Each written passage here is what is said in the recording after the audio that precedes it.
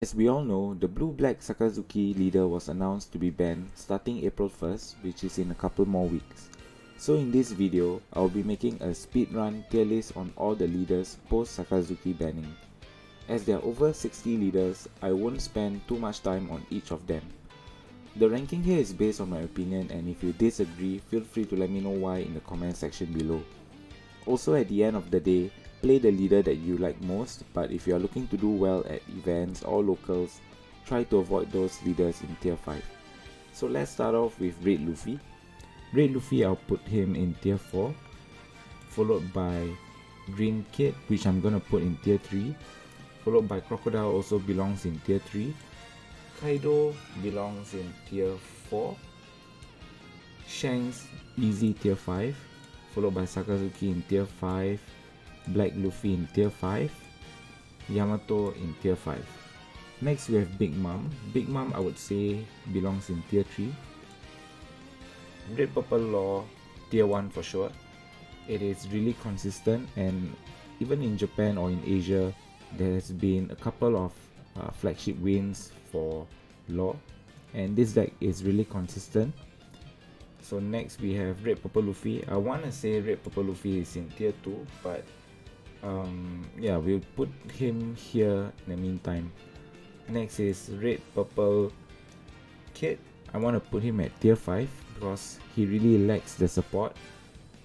Zoro and Sanji, I want to put him at high tier 4, but it's actually around tier 5, tier 4.5, so I'll just put him at tier 5.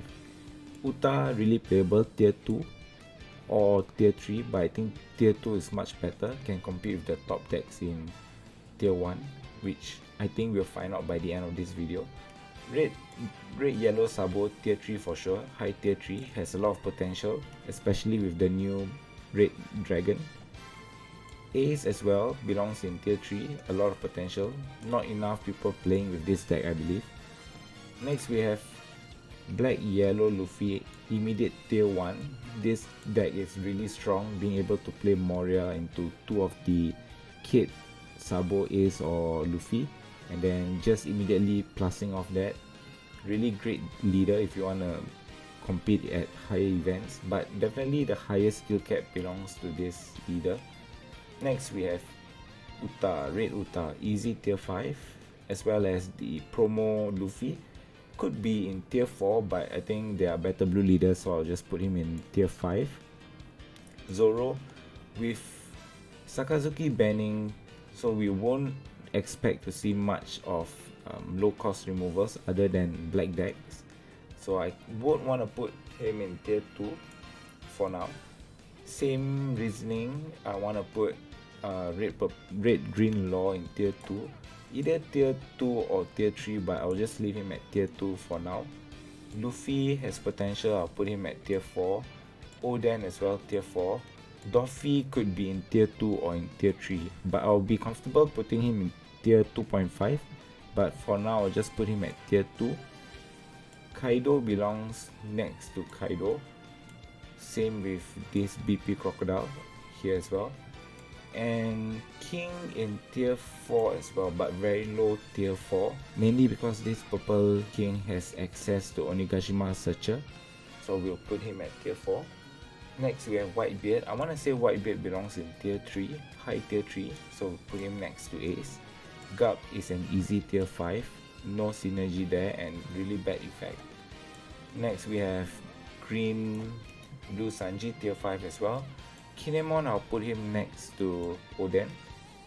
And Magellan can be in tier 3 or tier 4, but I think I'll put him at tier 4, high tier 4. Smoker, same, tier 4 but low tier 4, they are better black leaders. Z has potential for sure, I'll put him at tier 4, if there's tier 3.5 I'll put him in tier 3.5, but for now let's put him at high tier 4. Ivankov, I want to put him at tier 3, with removals slowly leaving the game in the form of Sakazuki. I think bot spamming from Ivankov to Luffy, or even from 9 cost Sanji to Ivankov to Luffy is really strong, which is why I put him at tier 3. Ace kind of falls off, especially with yellow and black being tier 1 and tier 2, I think it's gonna be tough to remove them, and it always has bad matchups against yellow anyway, so I'll put him at high tier 4. Arlong has potential but tier 4. Kuro low tier 4. Nami is really strong but also depends on your luck, so I will just put him at tier 2 for now. Rob Lucci from OP03 I think belongs in tier 4. There's better black leaders that you can play, mainly the new Lucci itself. I wanna put Iceberg at high tier 5. It has potential but it's really weak. Black Yellow Mom tier 4, somewhere down there. Katakuri is interesting. I've always thought that Katakuri will always be in tier 1, but I think as of now it's at either tier 2 or tier 3 or tier 2.5. I'll just leave him in tier 2. Vivi Easy tier 5. Doffy tier 3. Isho again tier 5. Rebecca is interesting because back then Rebecca was the Sakazuki before Sakazuki came out. So I want to say I want to put him at tier 3 because she does have potential, but not being able to attack might be a problem for her. So for now, I'll just put her at tier 3. Queen will always be in tier 3 together with Crocodile. I think Crocodile is really strong, especially Sakazuki's out of the format. So Okama Way really carrying this deck, as well as the high cost characters, which allows you to heal almost every turn. So I'll put him in tier 3 for now. Betty is a glass cannon, very fragile, but I will just put him at tier 4. I'll put her in tier 4. Corazon, really interesting with Sakazuki banning. I want to put him in tier 4 as well. Has potential, especially with the new Boa Hancock and Bonnie being able to be played in the same deck. So a really disruptive deck, I guess, more control based, and being able to play Sugar in this deck is also really good. Sabo is really interesting as well because the only deck previously that was stopping Sabo was Sakazuki, mainly because you can bottom deck their cards. So now with removal being mainly KO, other than going up against Crocodile or maybe Rebecca or even Boa Hancock, so I think it has potential, so I want to put him in tier 3. Luffy with the banning of Sakazuki definitely sees more playability now. I want to put him in tier 2, but with Zoro around, I think he might drop to tier 3, but for now we'll just leave him in tier 2. Anal tier 1 for sure. With Ace, 10 cost Ace, he received their own Big Mom, so it's really strong. Being able to heal almost every turn, even when you're losing, is really strong. It has a lot of trigger potential as well, and the new card, I believe that it will be on screen right now, really boosts the deck. It's just a second Amaru, so Anal tier 1 for sure. Red Purple Uta straight to tier 5. Hoodie Jones tier 5 as well. Might do well without Sakazuki around, but then looking back, it's really not that great. But out of all the tier 5 leaders, I think Hoodie has the most potential, so we are putting him in tier 5. Green Yellow Yamato is before Sakazuki was banned. I think Yamato's good matchup was against Sakazuki. So now with this card being banned, it lost one of its good matchup, but I think it's still playable. So I'll put him in tier 3. Peruna I want to put her in tier 3 as well. Mainly, deck is really good, but it does really badly going first. Really dependent on going second. So for now, I'll put her in tier 3. Reiju, I want to say tier 2, but low tier 2.